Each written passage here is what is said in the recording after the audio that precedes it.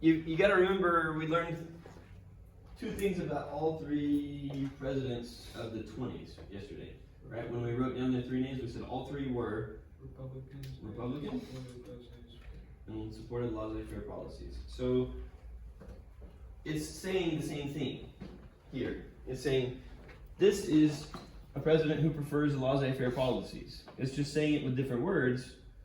But this too much government intervention bad thing, that is another way to say I like laissez-faire economics. I want the government to have a hands-off approach, and I'd rather individuals themselves take care of their problems on their own. That's what the rugged individualism means.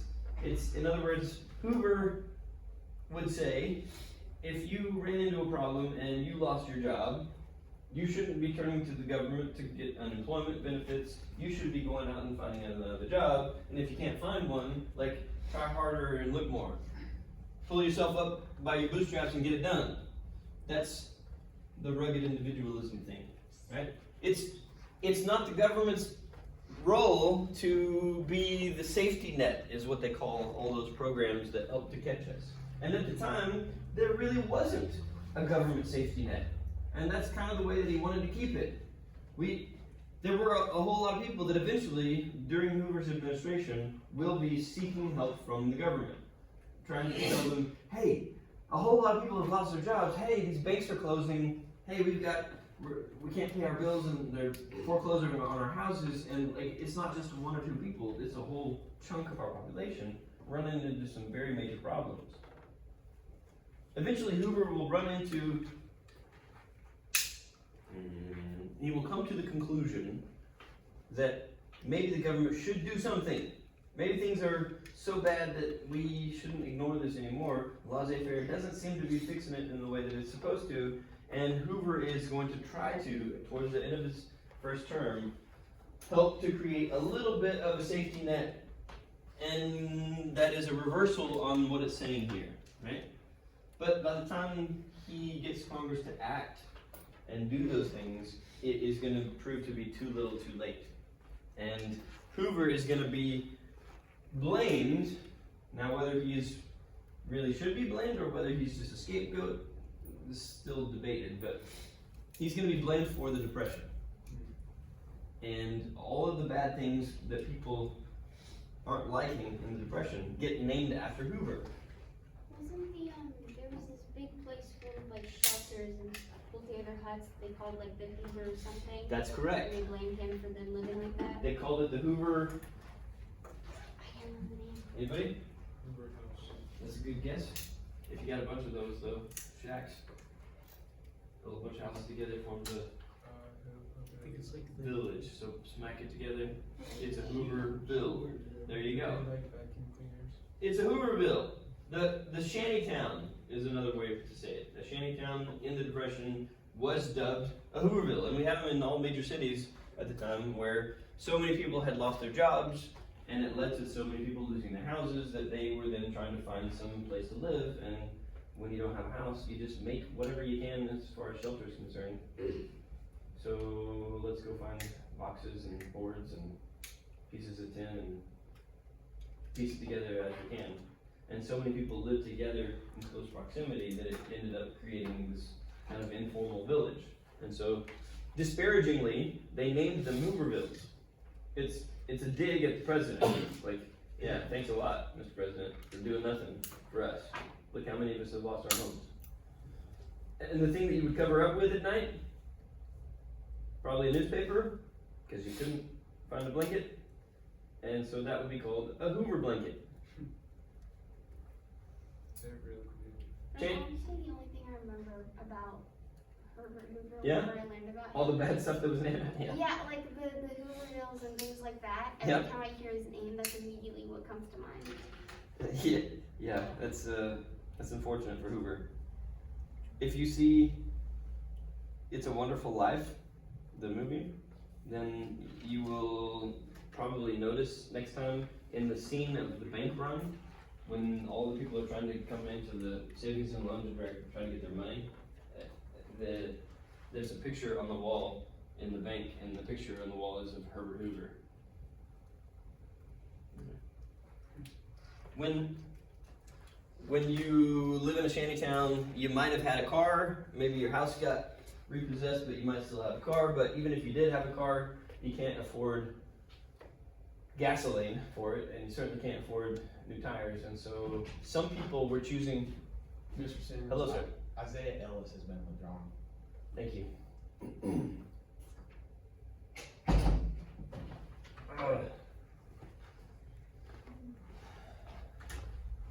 I don't want to hear that announcement about any more people. You take care of your business so that you get to stay and be students here and I can teach you, okay? Because we care about you. Bananas. Okay.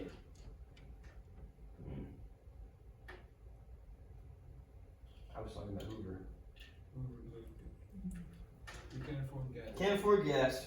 So, what do? If you can't afford gas, maybe you can find a horse You can siphon it. and pull the car with a horse. And guess what that was called? That's a Hoover wagon. Yep. And then they really loved naming things after Hoover.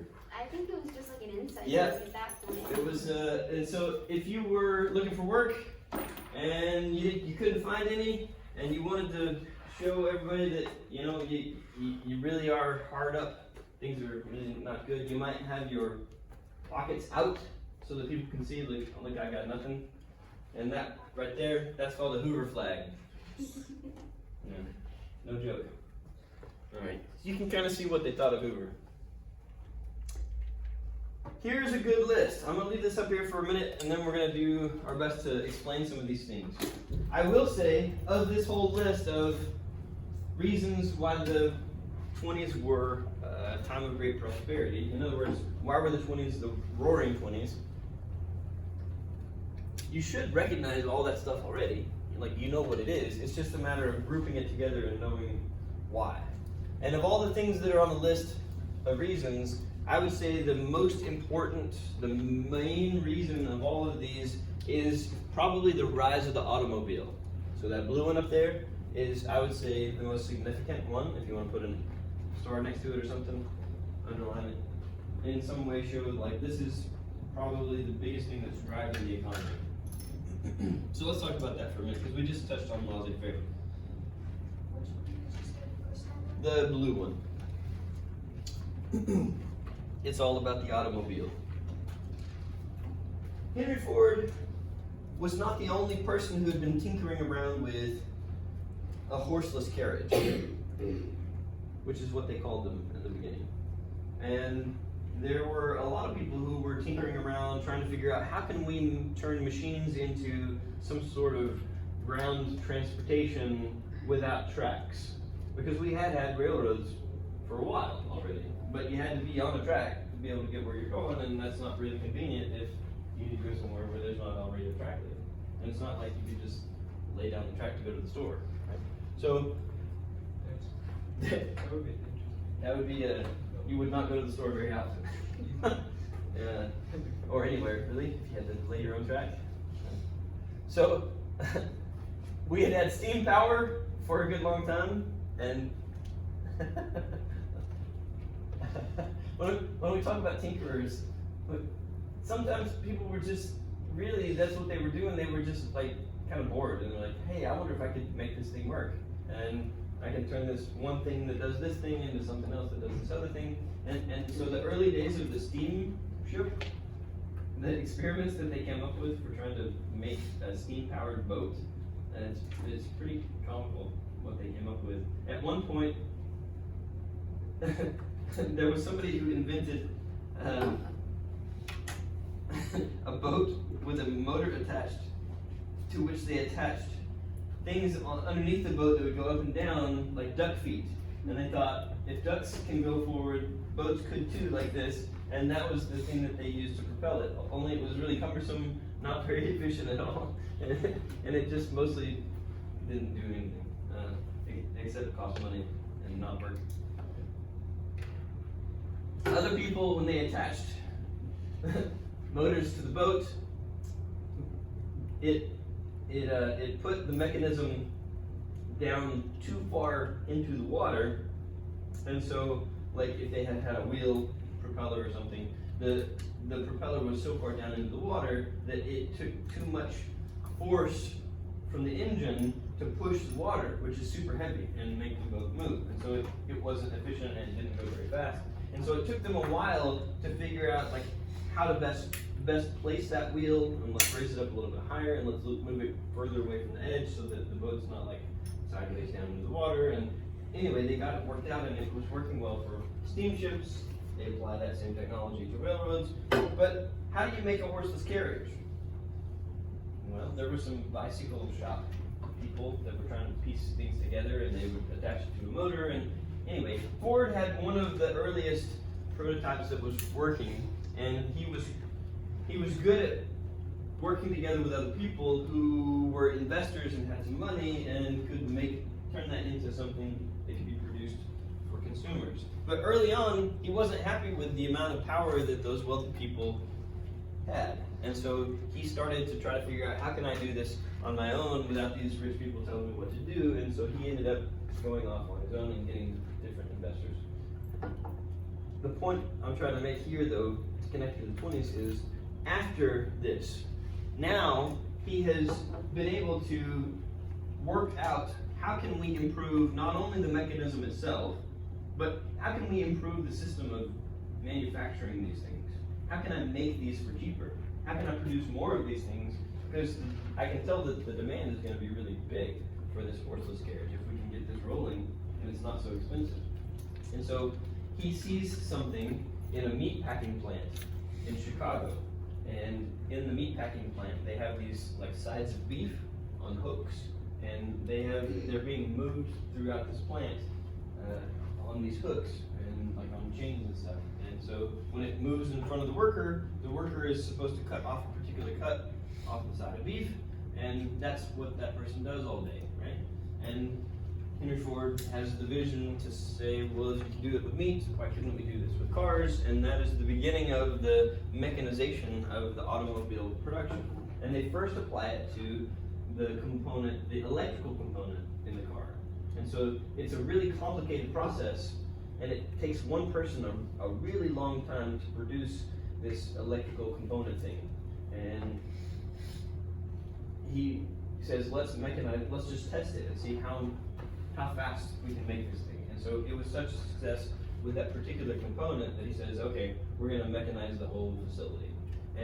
And so he begins to do exactly that. We're going to make jobs that we don't have to train people really in special ways to do. Anybody can come in, you train them a little bit, and then they can do this job. Now we don't have to have these people specialized in making this really difficult electrical component, because it's just passing by them, and all they have to do is like this one motion. And we're going to divide up the tasks, division of labor, right? He is a pioneer in applying that principle to automobiles. It is revolutionary in the way that they do this, because it changes the amount of cars that they can produce in a day drastically. Now they're able to pump up production way, way faster. And you don't have to pay the people for their skilled knowledge and training. Now you can hire just anybody off the street and train them, so that the wages are low. And it's so low, though, that he realizes that this is a loud, frustrating job. And he knew that people were frustrated because people kept quitting. Like, they would be excited and come and work for the factory, and then like they would be, this is for the birds. I'm just doing the same thing all day long. I'm just a cog in this machine itself, and I don't want to do this anymore. I'm going to go find something else. And so there was a high turnover for Ford, and he couldn't keep as many people in work, and so he decided that he was going to do something revolutionary. I want you to write this down, because this is a major deal. As soon as I can find a marker. Ford created something called the $5 a day wage.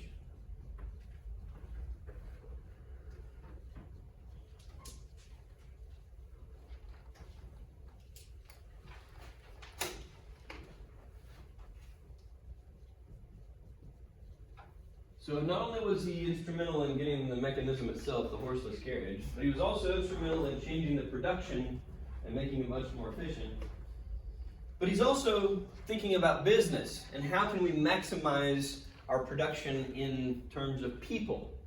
And he goes to his board, people that are in charge of running his company, and he presents this idea to them, and he writes on the chalkboard an amount of, I think he started with a lower number. It was like $4 a day, and they were like, oh, we can't never, there's no way we can afford that. And then he bumps it up to like $5 a day. And it's basically doubling the salary, the wages of his employees at the time. He is giving his employees twice the amount of money that they were getting before. And he advertises it, he gets his board to approve it eventually, reluctantly, and he advertises it nationally. So it goes out in all the major magazines, newspapers of the day. Henry Ford, hiring people, $5 a day. And everybody's really excited. And of course, you're willing to even move your family potentially to go and make twice as much money as you could doing this other stuff. And so it draws a crowd. Everybody shows up outside of the plant in I guess it's Illinois, Detroit. I guess it'd be Detroit, wouldn't it? And so it draws so many people, there's a good competition for employees. And he's able to hire as many employees as he needs and wants. And he turns everybody else away. And the people that he hires, do they like their job any better than the people who had been leaving before? It's the same job, same frustrations, but we have less turnover because they're much more willing to stay for a higher wage. So that's a win for Ford. We don't have to keep retraining people day after day after day. We can get somebody in here who is going to keep this job because we're incentivizing them with this pay. So that's part of the reason why he does it. But there's another part of the $5 a day wage. Stay with me. There's another part of the $5 a day wage, and that is he wants his employees to be able to afford his automobiles. And he doesn't want the people making the automobiles to never ever have the hope of actually owning one. He wants them to have pride in the company, and he wants them to, within a few months, be able to afford a car of their own. And so we're going to pay them more so that they can afford a car. So what he ends up doing is paying them double, but how much of this money is actually coming back into his business? A lot of it, right? So in Ford's case, this $5 a day wage is, to his board, it sounds crazy, but it actually is really good for business because look how many more cars we're selling now. So, pretty crazy. All right. Moving on. How important was the car to the 1920s life? Hey man, sit up. I need you to write this down. So, that second bullet is pretty good, and the third bullet, I would combine those two into some sort of sentence that makes sense to you. How many jobs were created in the 1920s related to automobiles? Whew. We went from 8 million automobile owners to 24 million automobile owners. In a span of 10 years, you get 3 times as many people owning automobiles as before. That's a huge increase. Thank you. 1 out of every 9 jobs is, by 1929, by the end of the decade, related to autos in some way. So that's going to include not only manufacturing, working in the plant, but also, we've got people that are selling automobiles. It includes people that are working in filling stations, gas stations, which at the time were full service stations. You pull up and they're going to fill your tank for you, and they're going to check your oil and clean your windows and check the tire pressure, all that stuff. Every time you need gas. It's pretty amazing. They still have that as a service in some places. In New Jersey, I didn't know this till I drove through it. In New Jersey, it's required by law that this service would be provided. So the state wants people to have those jobs, and so they force all the gas stations to be full service stations. So when you get gas in New Jersey, they're going to do all that stuff like they used to do. Pretty crazy. Woo-hoo. New Jersey is a big union state, and so those jobs are unionized, and they fight to protect that stuff. 1 out of every 9 jobs. So